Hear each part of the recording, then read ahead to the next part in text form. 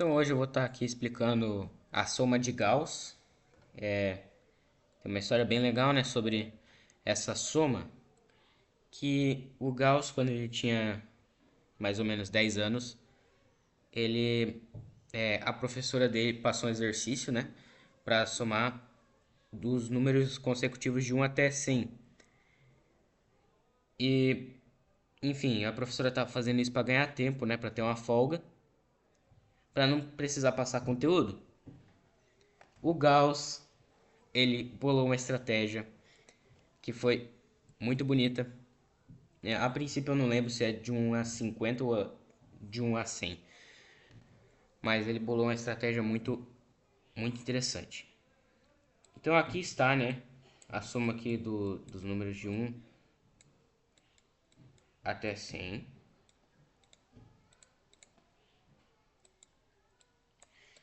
Então, o que o Gauss ele fez?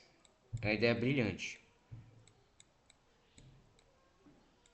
Ele pensou assim: bom, se tem pares de números consecutivos, eu vou parear o 1, que é o primeiro número, com o último.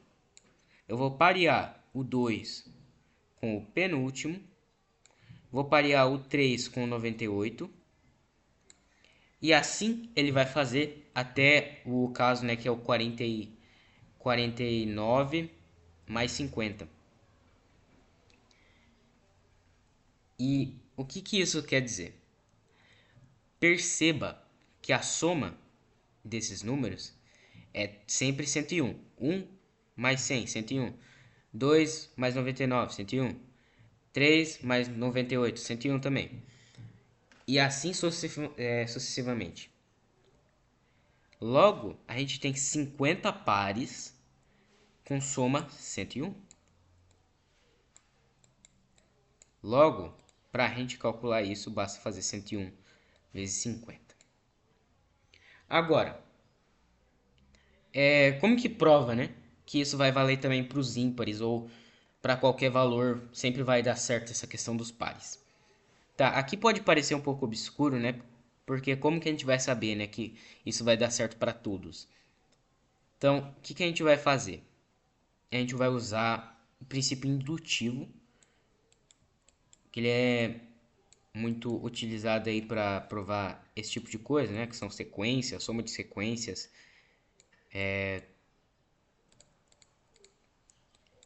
Então, aqui a gente vai estar somando os números de n de 1 até n, né? Então, como a gente viu, portanto, a soma vai ser n mais 1 vezes n, né? Que são o número de termos dividido por 2. Por que dividido por 2? Porque a gente divide esse n por 2 para obter o número de parzinhos, né? Então, a gente está supondo que o n é par para ficar mais simples, né? A gente sabe que isso vai dar certo. Então, a gente está supondo, né, que para um n dá certo isso. E a gente quer provar que para os sucessores do n também vai dar certo. E essa é a ideia do passo indutivo, né? Então, qual que vai ser a nossa ideia?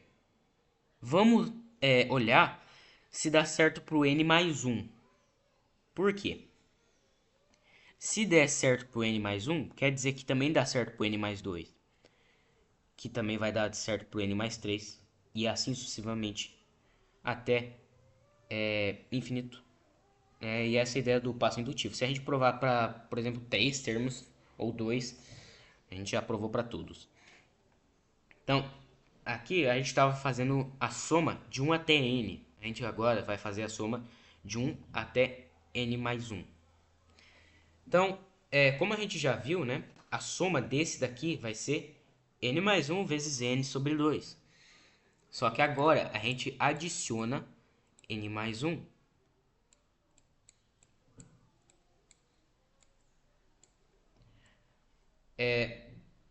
Ok.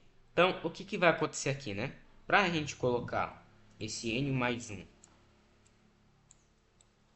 para essa fração, a gente vai multiplicar por 2, né? Para ficar 2n mais 2 sobre 2, que é a mesma coisa que n mais 1, né? Só que a gente faz esse passo para poder incluir ele dentro da fração. Então, vai ficar assim, né? Nossa operação.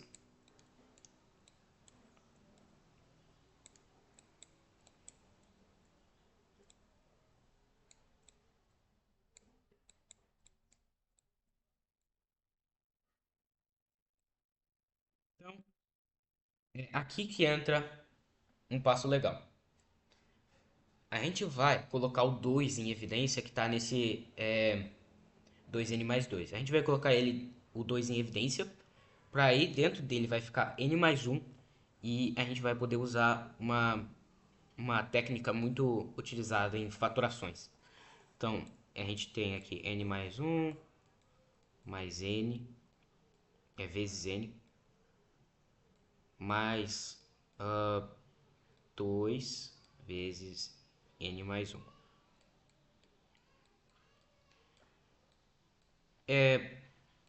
Tá, essa propriedade, só para deixar bem claro, né, quem não conhecer, a gente vai substituir esse n mais 1 por k.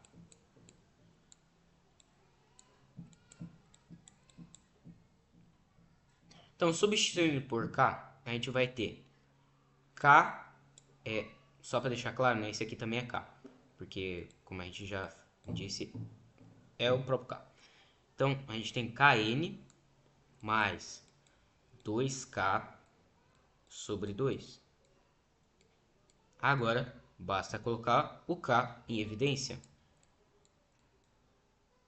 Então, a gente vai ter k, aí vai sair, né, do k, o n mais 2 sobre 2. E lembrando, né, o que é o k? Agora só vamos substituir, né, de novo. O k, nada mais, nada menos, é n mais 1.